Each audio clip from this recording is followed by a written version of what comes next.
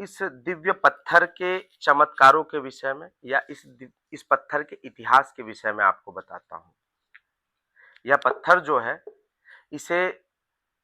सोमनाथ ज्योतिर्लिंग का अंश कहा जाता है और जानकारों के अनुसार जिन्होंने पौराणिक समय में सोमनाथ ज्योतिर्लिंग का दर्शन किया है,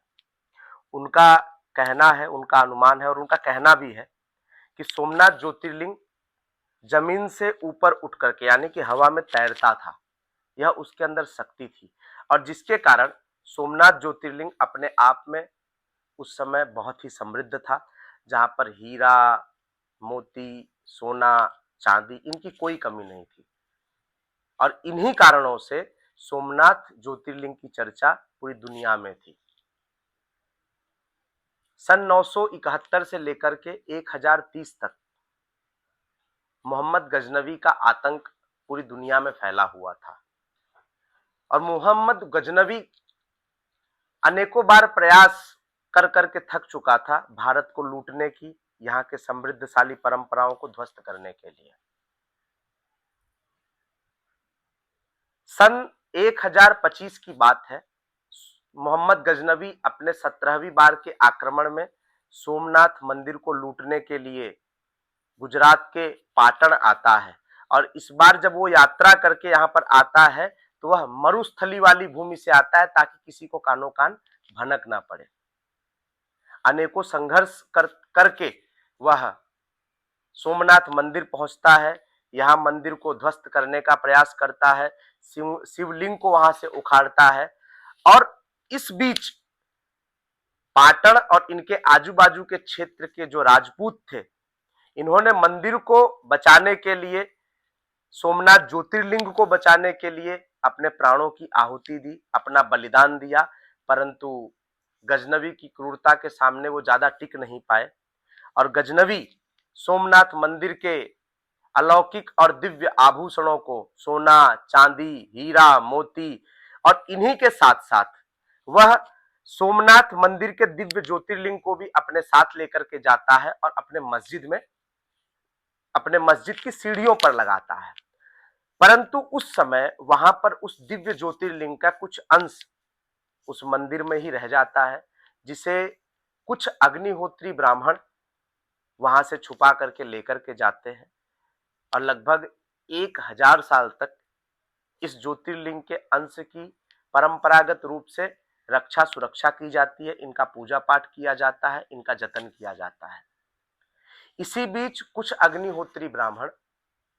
कांची के शंकराचार्य जी के पास जाते हैं और वहां पर इस दिव्य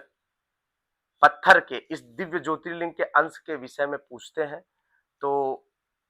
पूज्य महाराज जी उन्हें बताते हैं कि यह सोमनाथ ज्योतिर्लिंग का अंश है, इसे आप कम से कम 100 साल तक सबसे छुपा करके इसे रखिए, 100 साल बाद इसे किसी सिद्ध महापुरुष के पास लेकर के जाइए और इसकी उचित प्राण प्रतिष्ठा और स्थापना करवाइए। साल 2024 में उत्तर प्रदेश के प्रयागराज में महाकुंभ लगता है। उस महाकुंभ में हमारा भी जाना होता है। मेरे ख्याल से महाकुंभ के द्वितीय स्नान के अवसर पर एक दिव्य महापुरुष के मुझे दर्शन होते हैं और वह हमें हमसे मिले और अचानक में मिलने के बाद उन्होंने हमें उपहार के रूप में इस पत्थर को संभालने के लिए भेंट स्वरूप में देते हैं। मुझे इस पत्थर के विषय में कोई जानकारी नहीं थी कि यह पत्थर है क्या, इनका क्या उपयोग है, मुझे कोई जानकारी नहीं थी। उस पत्थर को मैं सम्मान के साथ अपने साथ लेकर के आता हूं। इसी बीच एक दिन किसी एक वीडियो के माध्यम से मैं देखता हूं कि देश के एक प्रसिद्ध संत श्री श्री रविशंकर जी, उनके पास भी इसी प्रकार का एक दिव्य और अलौकिक पत्थर का जोड़ा है और वह इसके विषय में बताते हैं कि यह पत्थर जो है, यह सोमनाथ ज्योतिर्लिंग का एक अंश है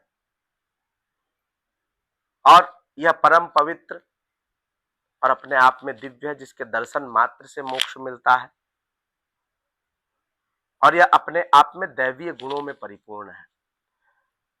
और तब से इस पत्थर के प्रति मेरा सम्मान और बढ़ता है और मैं इसे सुरक्षित सनातन धर्म के परंपराओं के अनुरूप नित्य प्रतिदिन पूजा पाठ करता हूँ, इसको सुरक्षित रखने का प्रयास करता हूँ और यह अपने आप में एक दिव्य तत्काल फल देने वाला पत्थर है।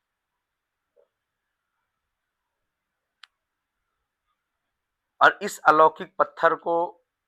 इस ज्योतिर्लिंग को संभाल करके रखने की हम सबकी परंपराएं हैं। अभी तक यह मेरे गुरुजी के पास था, अभी सेवा के लिए मैं इसे अपने पास लेकर के आया हूं, कुछ दिनों तक इसकी सेवा करूंगा और इसके बाद पुनः